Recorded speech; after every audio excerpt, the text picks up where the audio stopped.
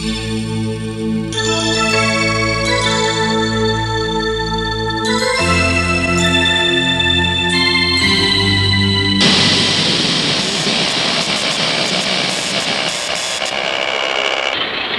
World Service. This is Radio Australia. Radio Canada International. Hello. Radio Moscow World Service is... Roger, Roy. You'll signal 5959 in Solomon Islands. 9 Victor 1 Whiskey Uniform. 9 Victor 1 Whiskey Uniform. Thank you very much. The new world of amateur radio. A place of electronic marvels and friendly people. A stage for fun and adventure. This is a ham radio station, specially set up to tune in on that world. And these are our guides. Kelly Howard, N6PNY. That's N6P Netty. Ham radio's a great way to meet new friends. Nathan Pyle, KB6PLH. It's a great way to talk to your friends all over the world. Roy Neal, a network newsman whose amateur radio call is K6DUE. You know, if there's one thing we ham radio operators have in common, it's that we are communicators, and we share an adventure every time we turn on our radios.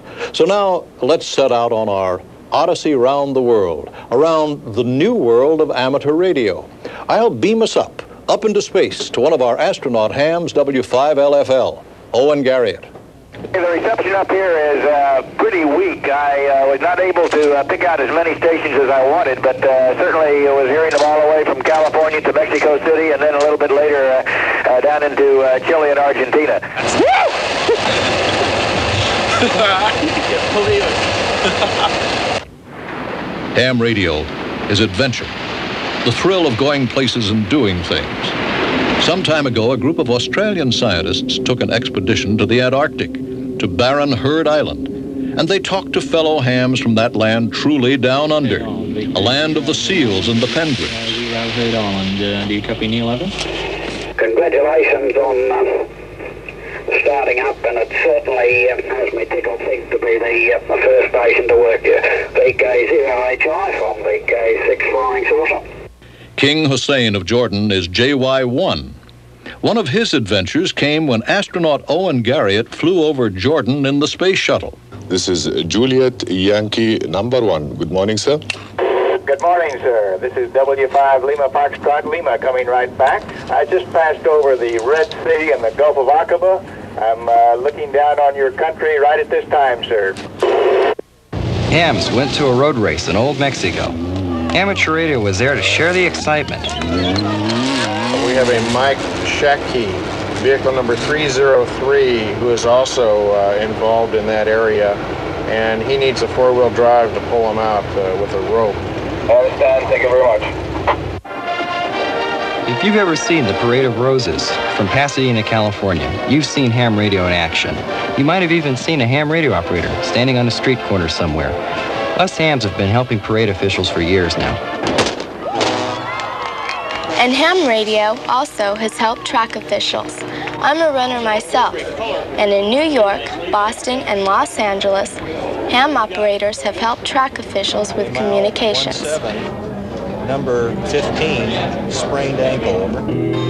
In China, they even go so far as to stage treasure hunts, fox hunts they're called, using radio receivers and directional antennas to search out hidden transmitters. And they run these events as foot races. In China, ham radio doubles as a sport, if you will. Dick Rutan and Gina Yeager wrote history when they flew their voyage around the world non-stop without refueling. We only had one HF radio, and it was primarily tied up with HF communication to the air traffic control system. But when that was not available, then we used the ham radio bands. They provided, at times, vital information for tracking and weather and so forth for the project. And for would-be pilots who like to fly their own, there are even radio-controlled model planes.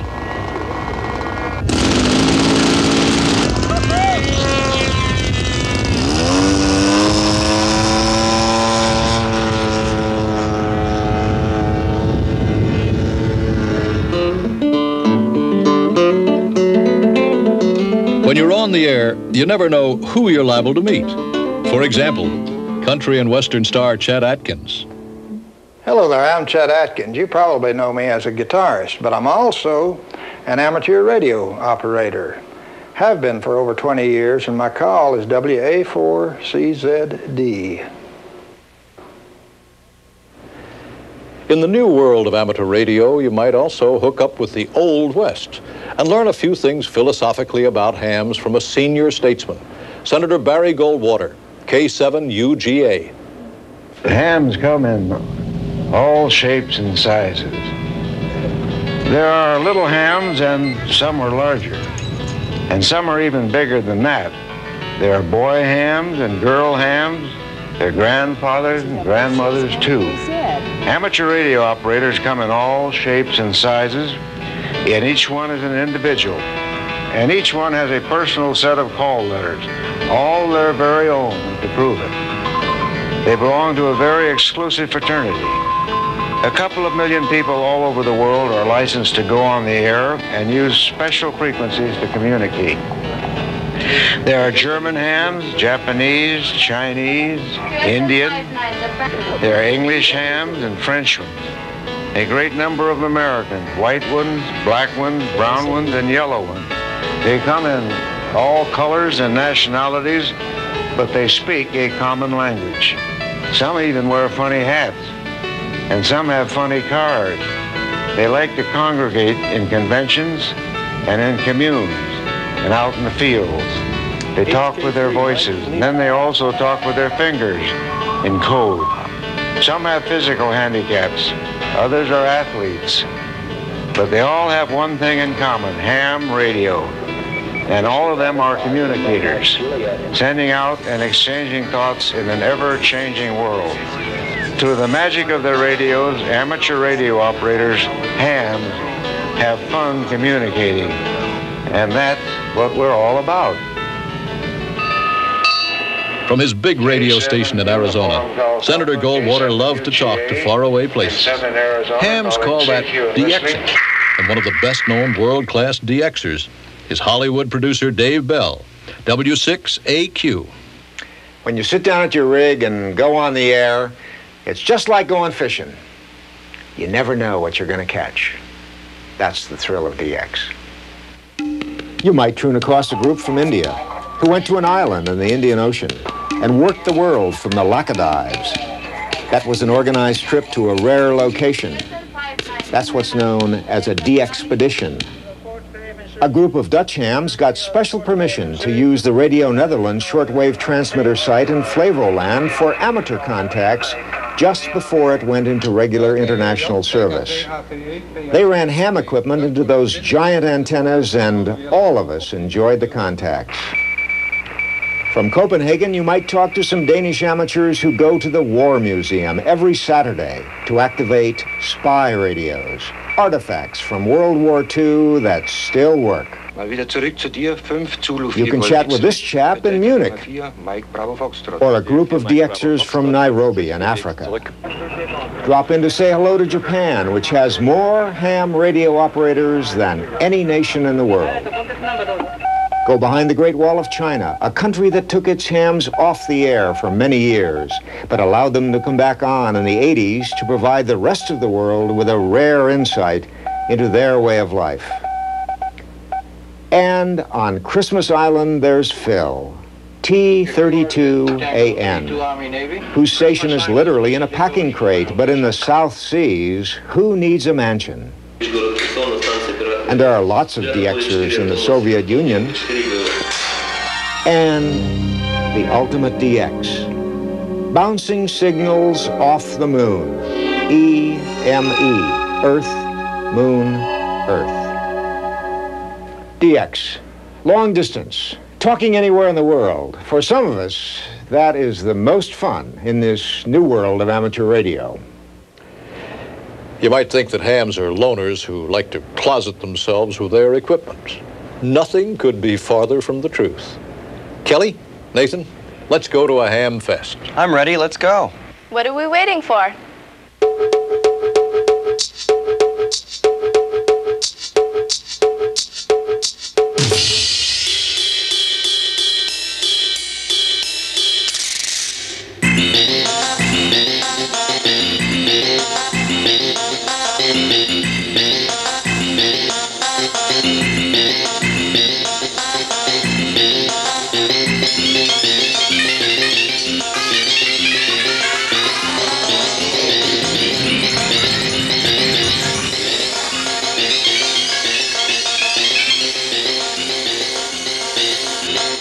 have an automatic antenna tuner, which tracks as you turn your dial, 32 tunable memories.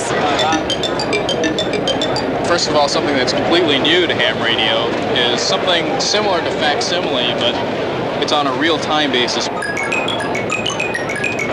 Well, radio served you well, it looks like. Oh, it's kind of skin up. I use one. Well, that's good.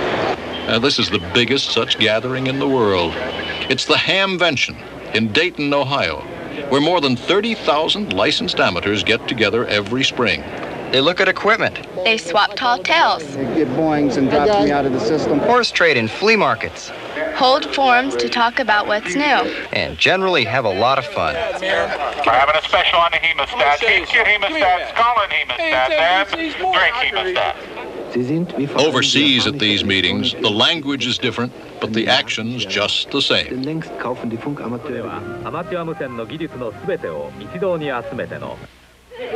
Hams have clubs and hold meetings.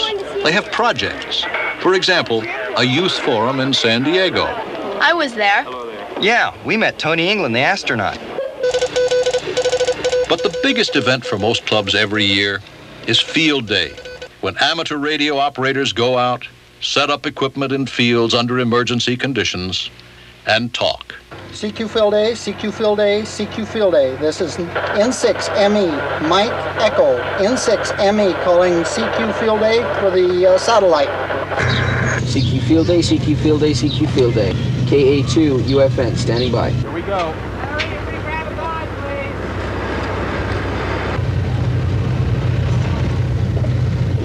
Looks good. Yeah, 3ALA, 3ALA, QSL.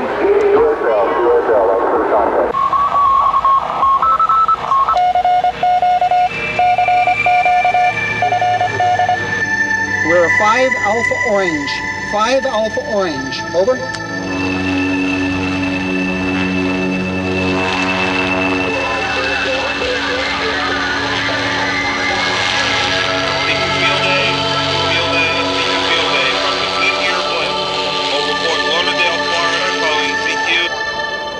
It's not hard to get a ham radio license, but you do have to pass a test. There are books and magazines available for study. And there are schools. Gordon West School, for one, in California. Watch the maestro teaching code. Okay, ready? The letter A. N. T. E. E. So it is possible on amateur radio to have your signals at normal. West also teaches radio theory and practice. He uses laser and clouds of smoke to show his students how radio waves bounce off the atmosphere as they work their way around the world. It looks like a straight beam. It really does some very interesting things when it hits a different refractive index.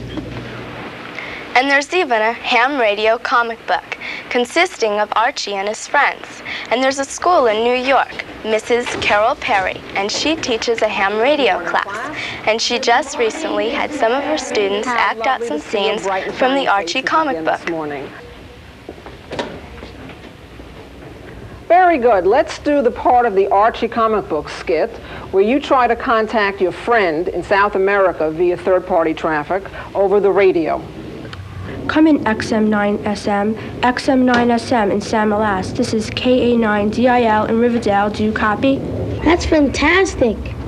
And there's another teacher, Peter Kemp, KZ1Z, in Connecticut, who also has ham radio as a regular course at his school. That section of the band, I think they'll do a little more, find a little more action. Calling CQ, CQ, CQ. November 1, Echo Papa Mike. Calling CQ and listening. Okay, Tina, so what you're going to want to do is sort of frame Brian in a little more closely so we get more of a headshot. All right, so now that we have them all focused in, you're going to want to transmit the signal. So move your hand around to this button here. All right, now flip it up to transmit, and the red light will come on, okay? And so now we're sending the signal out via the fast scan, the amateur television. At another school in New York, there's a teacher who uses radio to help his kids learn English and geography and math. Joe Fairclough, WB2JKJ at junior high school number 22. Good. On the board, you've got 4 nouns, all related to ham radio. What I'd like you to do is copy the words down and at your desks, translate them to CW, to Morse code.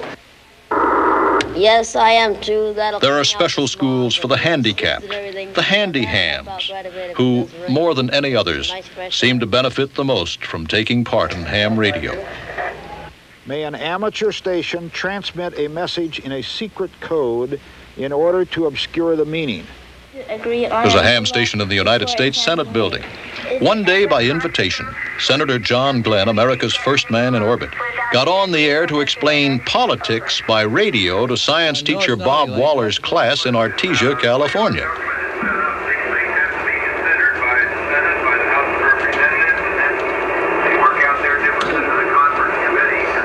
Pass it again, the final version, then it's sent to the president for signature, and it's not a law until that happens. Okay, back to you. Thank you very much, Senator, and all the class would like to issue 1, 2, 3. Nathan, tell us about repeaters. We use special stations, or repeaters, that usually clubs or organizations will set up. They receive the weak signals broadcast by our handhelds and mobiles and rebroadcast them from higher locations and higher power. And then there are hams like WB2REM, who use remote bases. They use their handy talkies through microprocessors to control a big home-based station. They speak with a big voice most of the time. There's practically no limit to what hams can do with their equipment and ingenuity. Amateur radio has a proud history of service in emergencies. That's a story in itself, told now by veteran newsman Douglas Edwards. When disasters strike, whether they're natural or man-made, ham radio operators are ready and able to lend a hand. Hams take pride in being able to stay on the air in the worst of circumstances, storms, floods, even earthquakes, and in being able to take their radio gear to wherever it's needed on short notice and put it on the air. When a massive earthquake struck Mexico City in 1985, a few hams with emergency power managed to stay on the air, providing the city's only link with the outside world. Same scene in El Salvador, same story. For days, the only information comes from hams. Closer to home, hams often keep watch for floods and tornadoes, helping the National Weather Service issue prompt warnings. When people are forced from their homes, hams at evacuation shelters help let relatives know where their loved ones are. And of course, there are everyday emergencies, traffic accidents and fires that might be called into centers like this one directly by hams in their cars or using handheld radios. This is N2. How do these hams know when and where they're needed or what to do when they get there? The answer, organization and training. From a lost child search to a major disaster, the Amateur Radio Emergency Service can get trained hams quickly to where they can do the most good. And every ham knows that someday, somewhere, just by talking into a microphone, he or she could help save a life. Looks like 2 cars with injuries. The amateur radio service is less than 100 years old. Marconi sent the first radio message in 1896. Those early day radios used giant sparks to hurl coded messages that sometimes could be heard 100 miles away. When electronic tubes came along, the range increased. They opened up worldwide communication. The government gave the hams all frequencies below 200 meters, and the amateurs figured out how to use them. And so, ham radio operators pioneered almost all frequencies in use today. In 1914, under the guiding genius of Hiram Percy Maxim, ham radio got itself organized, the better to handle its affairs. The American Radio Relay League, the ARRL, was founded in Connecticut. It's still there, but just look what it's become. Modern buildings and a dream of a radio station, W1AW, a focal point for organized amateur radio in America. which broadcasts bulletins, QSTs, to pass along ham news. The ARRL sponsors code classes and operating contests on the air. There's a modern electronics laboratory to develop and test equipment in a constantly changing field. A section devoted to handling QSL cards, those colorful souvenirs that hams exchange to verify contacts. There are publications, magazines and technical journals, and books and tapes on how to become a ham. And there's representation, a board of elected directors from all parts of the country who look after amateur affairs, including legal and legislative matters in a very complicated modern world. The League is a nonprofit membership association. It is governed by a board of directors that's elected by the membership, and its policy is made by the board of directors, and we here on the headquarters staff here in Newington are here to implement that policy and support the volunteers who do so much of the work of the League in the field. And what of the future? Well, ham radio is growing. We're approaching 2 million amateur radio operators worldwide. And the immediate challenge is going to be to network all of those amateurs together so that they can exchange messages and any other computer-based data using very simple equipment in their homes, using a network that's now under development. Ham operators have pioneered radio communication, so it was only natural that space would be another frontier for them to explore. Since the 1960s, amateur satellites have been in orbit. We call them Oscars, orbiting satellites carrying amateur radio, made and even launched by several nations. The United States, of course, and France, Japan, which calls theirs Fuji, and Russia. And the Germans worked up the first amateur version of an exciting satellite, one that flies so high and so fast that it appears to be stationary in the sky.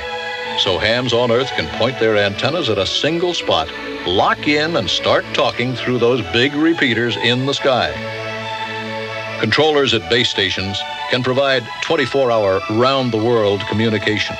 And by using Earth-based repeater stations to make contact with the space-based ones, hams can use simple handheld equipment to talk by voice or computer, even leave messages. This is called packet radio. A dedicated group of amateurs organized AMSATs, the Amateur Satellite Corporation, to develop this exciting facet of the new world of amateur radio. Vern Rippertella reflects the dreams of AMSAT.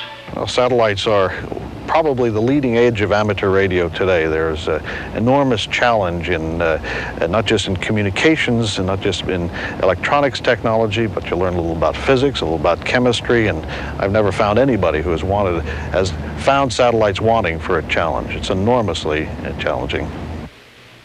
Ham radio operators also have seen members of their fraternity go into space, and they've shared the experience of manned flight aboard the shuttles with Owen Garriott, W5LFL. This is W5LFL in Columbia. W5LFL in Columbia, orbiting the Earth at an altitude of 135 nautical miles. And Tony England, W0ORE, who used amateur slow-scan television to show us what it was like up there. Amateur radio's technology is firmly planted on the ground, but the American Radio Relay League, AMSAT, and the astronauts see space looming large in their future. They see manned space stations by the turn of the century, using ham radio as a way of life. Amateur radio has been with people on the edge of all exploration in the last 50 or more years. It goes to Antarctica, and now it's going into space with us. Sure. There are three reasons for having an amateur radio station on space station. The first is recreational radio, just communicating with the community at large. The second role of amateur radio is education, and I'm very excited about that. It'll allow us to share what we're doing on space station, the excitement of the scientific frontier up here, with classrooms in an interactive way. And the third aspect of amateur radio on space station is the more intimate one, but certainly as important, and that's communicating with our families in a very informal way. Over a period of months that we're going to be up here, and 2 years as we're preparing for a Mars mission, It's very nice to have an informal contact with your family and community. All of those three reasons make amateur radio on space station very exciting and attractive to us and attractive to NASA. To sum it all up, the new world of amateur radio really is new and getting better all the time. We hams are proud of our history and excited by the prospects of our future, a philosophy perhaps best expressed by Senator Goldwater. I have a lot of fun with it. It's meant a lot to my life, and it's a kind of a, I don't call it a hobby, it's a service. And it's a kind of a service that anybody can get into, any age, from 10 years old to 100 years old, and they'll always enjoy it.